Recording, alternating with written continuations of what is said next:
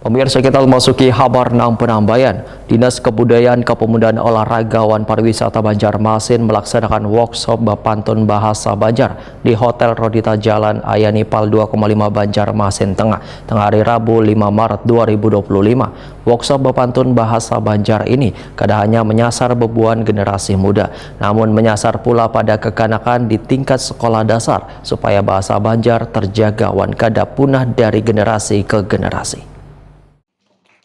Dinas Kebudayaan, Kepemudaan, Olahragawan Pariwisata Banjarmasin melakukan workshop Bapantun Bahasa Banjar di Hotel Rodita Jalan Pasar Pagi Banjarmasin tengah hari Rabu 5 Maret 2025. Wali Kota Banjarmasin Muhammad Yamin Waitakoni Prima TV memadahkan Bapantun Bahasa Banjar merupakan ciri khas orang Banua yang harus dilestarikan oleh generasi muda agar nantinya bisa kembali membudaya di tengah warga.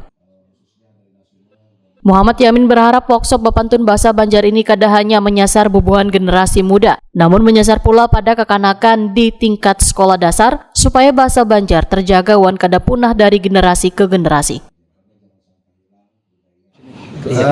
Ya, ini adalah salah satu mungkin langkah yang diambil oleh pemerintah kota, langkah konkret bahwa kita adalah orang Banua, orang Banjar, yang mana memang Bapantun ini perlu kita lestarikan dari generasi ke generasi, karena jangan sampai dimakan dimakan zaman, apalagi regularisasi sekarang ini kan luar biasa ya.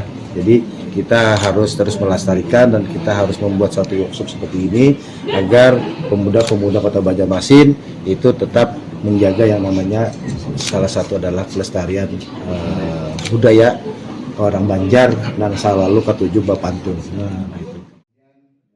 Sekretaris Disbud Porapar Banjarmasin Fitriah memadahkan peserta dari kegiatan ini adalah generasi muda yang dilatih agar nantinya terbiasa Bapantun Bahasa Banjar.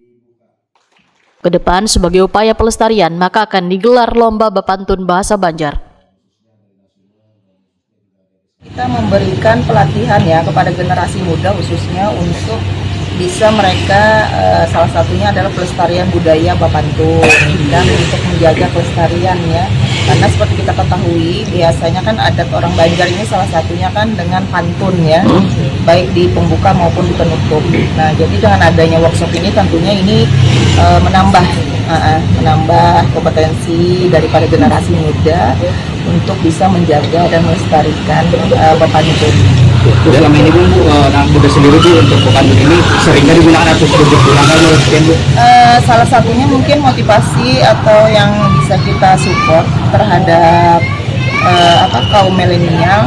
Tentunya nanti setelah workshop ini mungkin ada lomba Bapantun. Itu adalah salah satu motivasi yang kita berikan dari pemerintah melalui Porapar Kota Banjarmasin, khususnya kepada anak muda yang ada di Kota Banjarmasin untuk mereka bisa lebih Bapantun ini istilahnya itu langsung spontanitas saja kan.